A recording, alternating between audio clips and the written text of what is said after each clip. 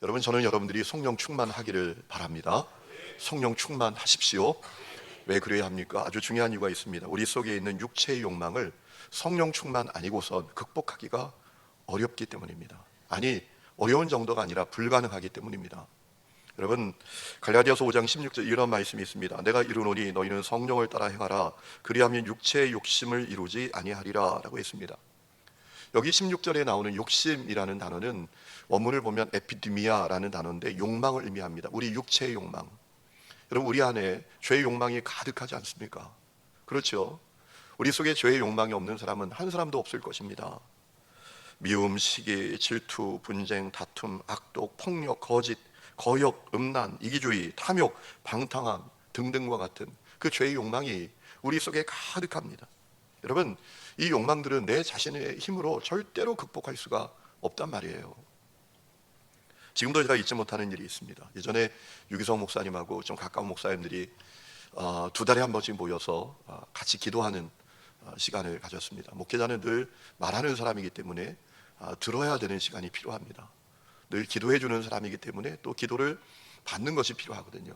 그래서 2달에 한 번씩 기도를 합니다. 먼저 소그룹으로 모여서 우리가 친밀하게 기도하고, 대그룹으로 이제 또 모여서 다 같이 기도하는 시간을 가졌는데, 대그룹으로 모일 때 한 목사님이 나와서 기도 제목을 자기가 얘기하고 싶다고.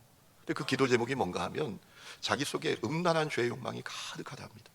이걸 주체할 수가 없대요. 그래서 어디 가서 확 풀어버리고 싶다, 이런 마음이 들 정도랍니다. 여러분, 목사도 죄의 욕망으로 가득하단 말이에요. 그래서 자기를 위해서 기도해 달라고. 난 이래서 목회 못할 것 같다고. 여러분, 우리 속에 죄의 욕망이 가득합니다. 중요한 것은 육체의 욕망을 극복할 수 있는 방법은 세상 그 어디에도 없다라는 거예요. 스스로의 힘으로 육체의 욕망을 극복할 수 있는 사람은 이 세상에 절대로 없다라는 것입니다. 로마서 7장 말씀을 보면 바울도 그랬잖아요. 뭐라 말합니까? 참 내가 공고한 자다. 내가 원하는 선은 행하지 않고 원하지 않는 죄를 짓는단 말이에요. 악을 행한단 말이에요. 그게 사도 바울의 모습 아니었습니까? 여러분, 육체의 욕망을 극복할 수 있는 방법은 오직 성령 충만으로만 가능합니다. 그래서 우리가 성령 충만 받아야 돼요. 그렇다면 성령 충만이란 뭡니까? 여러분, 성령 충만은 우리 안에서 늘어났다 줄었다 하는 것이 아니라고 제가 분명히 말씀을 드렸죠. 연료통에 연료 채우듯이 연료를 채웠다가 줄어들었다가 이런 게 아니란 말이에요. 여러분, 성령님은 하나님과 동일한 본질과 속성을 가지신 삼위일체 하나님이십니다. 그러므로 성령 충만이란 뭡니까? 우리가 성령께 사로잡히는 거예요. 성령께서 내게 강력한 영향력을 끼치시게 되는 거예요. 그게 성령 충만이란 말이죠. 여러분, 갈라디아서 5장 18절에 이런 말씀이 있습니다. 너희가 만일 성령이 인도하시는 바가 되면 율법 아래에 있지 아니하리라 라고 했습니다. 성령 충만하면 율법의 지배를 받지 않는다라는 말씀이에요. 이 말씀은 어떤 의미입니까? 그저 의무적으로, 억지로, 마지못해 남에게 보이기 위해서 계명을 지키는 수준이 아니게 된다라는 것입니다. 내면은 전혀 그렇지 않은데 외형은 그럴듯하게 살아가는 그런 모습이 아니게 된다라는 거예요. 여러분, 바리새인들이 예수님께 책망받았던 이유가 뭡니까? 그의 내면은 무덤이에요. 무덤. 다 썩어 있어요. 냄새가 풀풀 납니다. 악취가 날 정도입니다. 그런데 그 외면은 그럴듯하게 포장하고 거룩한 척하고, 그것이 바리새인들의 모습이었잖아요. 그래서 주님 뭐라고 말씀하십니까? 화 있을진저. 쉽게 말하면 이렇게 말씀하신 거예요. 이 망할 놈들아 라고 하셨던 거예요. 여러분, 성령이 인도하시는 바가 되면 율법 아래 있지 않다라는 말씀은 성령 충만하면 아주 자연스럽게, 너무나 매끄럽게 성령께서 원하시는 삶을 살고 그분의 뜻대로 살아가게 된다는 것이에요.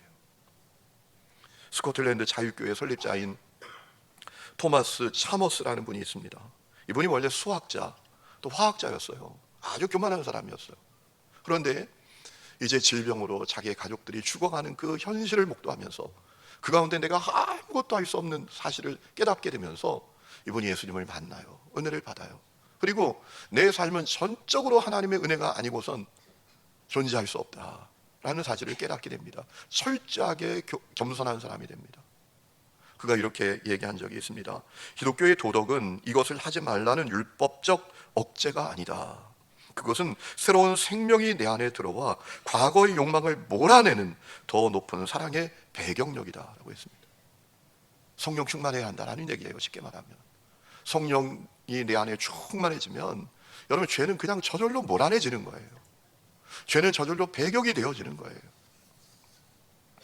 제가 충주에서 사역할 때 손 권사님이라는 분이 계셨어요. 남자 권사님인데 이분이 아주 술을 좋아하고 거의 알코올 중독 수준에 있는 분이었습니다. 그런데 이제 교회에 나오게 된 거예요. 교회에 나와서 이제 신앙생활을 하는데 술을 여전히 좋아해요. 그런데 억지로 안 마셔요. 억지로 술을 끊는 거예요. 너무 고통스러워요. 그분이 하셨던 얘기가 지금도 잊혀지지 않아요. 목사님, 저는요, 제가 성령 충만 받기 전까지는요, 그 교회 다니면서도 그냥 속으로는 그렇게 술을 좋아하고 동네에서 사람들이 술을 마시는 것을 보면 그 술이 내 목구멍으로 넘어가는 것처럼 느껴졌대요. 그럴 정도로 억지로 술을 안 마시고 술을 끊고 사는데 너무 힘들었대요. 그런데 이분이 어느 날 성령의 충만함을 받게 되었어요. 그랬더니 저절로 싫어지더래요. 저절로 싫어지더란 말이에요. 여러분, 이것이 성령 충만의 역사 아니겠습니까? 제가 선목회 할 때 또 있었던 일인데요, 부흥회가 열리면 지역의 유지들이 다 와요. 예수 안 믿는데도 유지들이 부조하려고 오는 거예요. 부흥회 오면 헌금해 주려고. 한 번은 신협 이사장님이 오셨더라고요. 그리고 끝나고 얼마 있어서 제가 신협에 갔는데 이사장님이 저한테 목사님 좀 여기로 들어와 보세요 그러더라고요. 이사장님 사무실로 갔어요. 그랬더니 목사님, 제가 부흥회 끝나고 놀라운 변화가 저에게 생겼어요. 무슨 변화가 생겼나요? 그랬더니 제가 담배를 끊었어요 라고 하시는 거예요. 와, 잘 됐네요. 그랬더니 제가 담배를 끊은 이유가 있어요. 제가요, 지난번에 부흥회 갔잖아요. 근데 부흥 강사님이 그렇게 좋은 얘기 하는데 저는 오직 한 가지 생각밖에 안 하고 있더라고요. 제가 빨리 끝나야 되는데, 담배 피러 가야 되는데. 아니, 다 큰 어른이 뭐 청소년도 아니고 청년도 아니고 나이가 50이 넘은 이 다 큰 어른이, 아니 목사님이 그 좋은 얘기를 하시는데 그 얘기를 귀에 하나도 안 듣고 속으로 빨리 끝나서 담배 피러 가야 되는데 끝나고 인사하고 가면서 차에서 담배를 꺼내가지고 탁 피는데 어떤 마음이 드는가 하면, 야, 내가 진짜 답답하다. 내가 뭐 하는 짓이냐 지금. 다 큰 어른이 아니 그 좋은 말씀 하는데 오직 담배 생각밖에 없다가 끝나고 나오자마자 담배를 입에 불고 아이고 살았다 하는 이 모습이 너무 안타깝더래요. 그래서 에이씨 끊어야지 하고 딱 끊었대요. 그런데 거기까지만 했으면 좋은데 그 다음에 뭐라고 저에게 하시는가 하면, 그런데 목사님, 아무개 교회 아무개 권사 제 친구 녀석 있잖아요. 그 녀석은 지금도 이러고 다녀요 라고 하는 거예요. 제가 얼마나 얼굴이 후끈거리는지요, 얼마나 부끄러운지요. 여러분, 신앙생활을 해도 성령 충만하지 않으면 그렇게 되는 거예요. 의무적으로 억지로 종교적인 행위만 반복할 뿐입니다. 그러므로 성령 충만해야 하는 것입니다. 여러분, 성령 충만하면 성령을 따라 살아가게 되는 거예요. 성령님이 나에게 강력한 영향력을 끼치시니까. 여러분, 우리가 성령 충만 받아야 되는 이유가 있는데요, 성령 충만하면 내 존재와 삶에 성령의 열매가 열립니다. 여러분, 갈라디아서 5장 말씀을 보면 성령 충만하지 않을 때 열리는 열매가 있고 성령 충만할 때 열리는 열매가 있다라는 사실을 아주 대조적으로 우리에게 소개하고 있는 것을 보게 됩니다. 자, 성령 충만하지 않을 때 열리는 열매는 어떤 것이라고 합니까? 갈라디아서 5장 19절부터 제가 세번역 성경으로 읽어드립니다. 육체 행실은 환히 드러난 것들입니다. 곧 음행과 더러움과 방탕과 우상숭배와 마술과 원수매증과 다툼과 시기와 분냄과 분쟁과 분열과 파당과 질투와 술취함과 흥청망청 먹고 마시는 노름과 그와 같은 것들입니다. 내가 전에도 여러분에게 경고하였지만 이제 또다시 경고합니다. 이런 짓을 하는 사람들은 하나님의 나라를 상속받지 못할 것입니다 라고 했어요. 그리고 바로 이어서 성령 충만할 때 열리는 열매가 뭔지 이야기합니다. 그러나 성령의 열매는 사랑과 기쁨과 화평과 인내와 친절과 선함과 진실과 또 온유와 절제입니다. 이런 것들은 막을 법이 없습니다 라고 했습니다. 여러분, 성령 충만하면 성령의 열매를 맺게 됩니다. 우리 예수님께서 나무의 정체는 그 열매로 안다라고 했어요. 성령 충만하면 성령의 열매를 맺을 수밖에 없습니다. 그거 아무도 못 막습니다. 여러분, 사과나무 밑에 가서 야 제발 열매 맺지 말아라, 열매 맺지 말아라 라고 하면 열매 맺지 않습니까? 사과나무이기 때문에 당연히 사과나무 열매를 맺게 됩니다. 여러분, 우리가 주목해야 될 것은요, 바울은 성령 충만의 열매를 소개하면서 가장 먼저 사랑을 우리에게 소개하고 있다는 거예요. 사랑의 열매. 그러나 성령의 열매는 사랑을 가장 먼저 소개하고 있다는 거예요. 여러분, 성령 충만하면 사랑의 열매를 맺습니다. 어떤 사랑입니까? 여러분, 세상에 사랑이 넘치잖아요. 뭐 유행가 가사에도 넘치고, 뭐 소설 제목에도 넘치고, 드라마 제목에도 넘치잖아요. 그러면 이 사랑은 어떤 사랑을 얘기하는 거예요? 아가페의 사랑이에요. 아가페의 사랑. 원문을 보면 아가페. 성령 충만의 열매는 사랑인데 그 열매가, 사랑의 열매가 아가페예요. 아가페는 어떤 사랑입니까? 하나님의 사랑을 말해요. 한없이, 조건 없이, 그럼에도 불구하고 끝까지 살아가는 그 사랑, 그 사랑의 열매를 맺게 된다는 거예요. 여러분, 고린도전서 우리가 읽은 13장 말씀을 보면 이 아가페의 사랑의 중요성을 강조하고 또 강조하지 않습니까? 내가 사람의 마음과 천사의 말을 해도, 예언하는 능력이 있다고 해도, 하늘의 비밀과 지식을 안다고 해도, 산을 옮기는 믿음이 있다고 해도 아가페의 사랑이 없으면 아무것도 아니다 하고 증언하고 있잖아요. 여러분, 고린도 교회가 문제 백화점과 같은 교회였잖아요. 파당, 분열, 음행, 우상숭배, 은사의 오용, 문제 종합 선물 세트 같은 교회가 이 고린도 교회였습니다. 바울은 그 모든 문제를 해결하는 키는 하나다라고 본 거예요. 아가페의 사랑을 우리가 가지는 것. 아가페의 사랑을 가지면 그 모든 문제가 해결된다 라고 생각했던 거예요. 그럼 보세요. 분열의 문제, 사랑하면 해결되잖아요. 음란의 문제, 사랑하면 해결이 되잖아요. 형제 자매를 하나님의 형상으로 보면 음란의 문제가 지어지겠습니까? 우상숭배의 문제도 아가페의 사랑을 가지면 해결이 되잖아요. 하나님을 마음과 목숨과 힘과 뜻을 다해서 사랑하게 되면 해결이 되는 것 아니겠습니까? 그렇잖아요. 은사의 문제도 똑같죠. 사랑하면 해결이 되는 것입니다. 그래서 사랑이 없으면 아무것도 아니라고 했던 것입니다. 그러면서 사랑이 구체적으로 어떤 것인지 이야기하죠. 오늘 우리가 읽은 말씀을 보니까요, 사랑은 오래 참고 온유하며 시기하지 아니하며, 사랑은 자랑하지 아니하며 교만하지 아니하며 무례 행하지 아니하며 자기 유익을 구하지 아니하며 성내지 아니하며 악한 것을 생각하지 아니한다라고 했어요. 자, 우리가 주목해야 될 것이 있는데요, 바울이 사랑에 대해서 이야기하면서 우리가 주목해야 될 것은 오래 참고 온유한 것 두 가지 빼고는 모두 하지 않는 것에 초점을 맞추고 있다는 거예요. 이건 놓치지 말아야 합니다. 시기하지 않고, 자랑하지 않고, 교만하지 않고, 무례하게 행동하지 않고, 자신의 유익을 구하지 않고, 성내지 않고, 악한 것을 생각하지 않는 것, 그게 사랑이라는 거예요. 하는 것에 초점을 맞춘 게 아니라요, 하지 않는 것에 초점을 맞추었다는 것입니다. 이런 생각을 해봤습니다. 왜 바울은 사랑에 대해서 이야기하면서 하는 것에 초점을 맞추지 않고 하지 않는 것에 초점을 맞추는 걸까? 아주 중요한 이유가 있습니다. 여러분, 그것이 내 힘으로 안 되기 때문입니다. 내 노력, 내 결심으로 안 되기 때문입니다. 사랑이 내 힘으로 할 수 없는 것이기 때문에 그래요.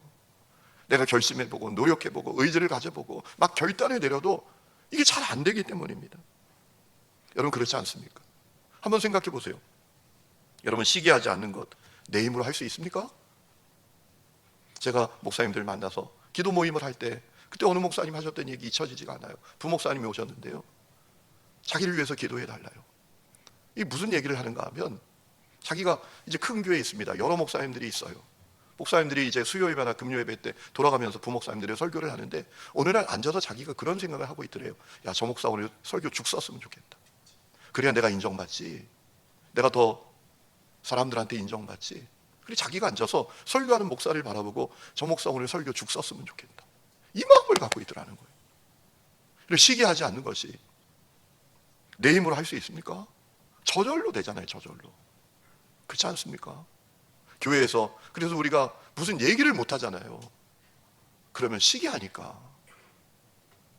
사랑하지 않는 것, 자랑하지 않는 것 내 힘으로 할 수 있습니까? 상대방이 상대적인 박탈감을 가지고 실망하고 막 낙심할 것 알면서도 저절로 우리가 자랑을 하게 되잖아요. 우리가 교만하지 않는 것을 내 힘으로 할 수 있습니까? 제가요, 부산에 사역할 때 수영로 교회에서 참 좋은 일을 하셨어요. 월요일마다 우리나라 최고의 전문가들을 모여서 그냥 무료로 목사님들이 강의를 듣고, 강의 끝나면 점심도 주고 선물도 주고 그러는 거예요. 매주 52주 동안. 너무 유익한 분들이 많이 오셨기 때문에 제가 매주 거기 가서 월요일마다 강의를 들었어요. 근데 한 번은 강사 목사님이 펑크를 낸 거예요. 온다고 한 분이 못 왔어요. 그래가지고 정필도 목사님 은퇴하시기 전인데 아주 훌륭한 목사님이시거든요. 서울대학교 나오고 아주 훌륭한 목사님이신데 기도도 많이 하시는 그런 목사님. 이 목사님이 대신 이제 강의를 그날 하시게 된 거예요. 근데 강의하시다가 아주 충격적인 얘기를 하시더라고요. 강의하다 무슨 얘기를 하시는가 하면, 여기 장로님들 이해하고 들으세요. 자기가 장로님들을 보면서 안수 집사 때처럼 겸손하고 신실한 사람을 한 명도 못 봤대요. 장로 되면 다 교만해진대요. 완장 찼다고 생각하고 그렇게 주장하고 완고하고 고집 부리고, 그런 얘기를 목사님들만 계시니까 하는 거예요. 여러분, 우리가 교만하지 않는 것 내 힘으로 할 수 있나요? 한국 교회를 보세요. 아니, 교단끼리요, 우리가 최고래요. 우리가 장자교단이래요. 세상에 하나님 앞에 장자교단이 어디 있어요? 웨슬리 목사님이 천국에 가서 하나님께 여쭙대요. 하나님, 여기 감리교인들 많이 와 있죠? 한 명도 없다. 그러면 누가 와 있습니까? 하나님의 자녀들만 와 있다 라고 했대요. 여러분, 교만하지 않는 것 내 힘으로 할 수 있나요? 무례하게 행하지 않는 것 내 힘으로 할 수 있나요? 세상에서 가장 큰 비극은 무엇입니까? 사랑이란 이름으로 행해지는 무례함이죠.